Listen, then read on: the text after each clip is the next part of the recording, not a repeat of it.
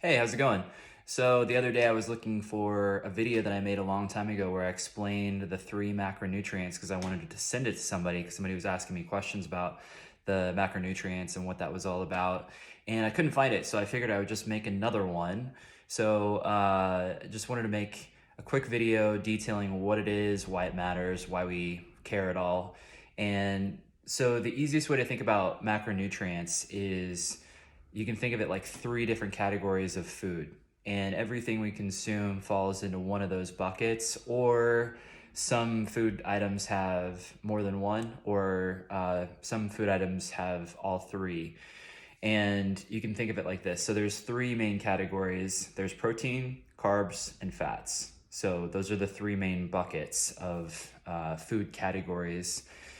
And a lot of times people are not getting a balanced amount of all three. So right out of the gate, a lot of times when I'm working with people, we try to increase our protein because most Americans get anywhere between 30 and 60 grams per day, which is not a ton. It ends up being about 15 to 20% of their daily intake in calories, on a percentage wise. So they might be doing, 60% carbohydrates, 30% fat, and 10% protein, which is very kind of out of whack and misaligned.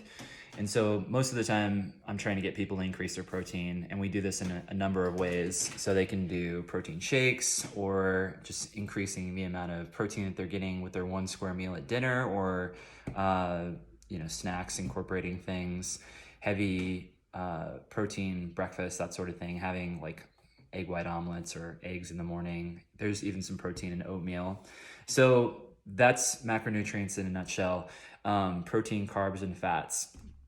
So protein is good for acquiring and sustaining lean tissue. It's also going to keep you satiated overall.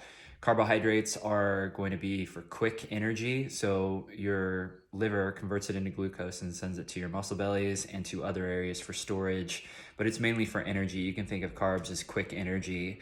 And fats are good for cell regeneration, cell repair, and it's good for long-term satiety, so long-term keeping you full. So you can think quick energy for carbs and long-term energy, long-term satiety with fats. Fats are the one macronutrient that you have to have. You literally can't do away with completely because we need it to survive. So getting some healthy fats in is always a good idea as well.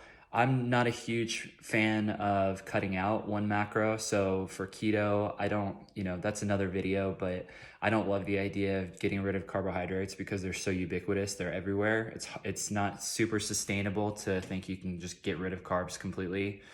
So I like to help my people achieve a balanced amount of all three macronutrients. And the way we follow that is by following the pie chart, or the percentage per day. So if we're shooting for anywhere between 30 and 35% protein per day, it's usually going to be about the same as far as carbs are concerned too. Fats are a little bit more energy dense, which means they have more calories per gram. So you're going to be a little bit lower percentage wise. And yeah, that's macronutrients in a nutshell.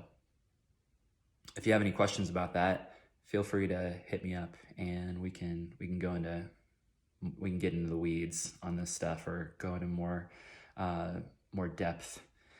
And yeah, hope you're having a great day.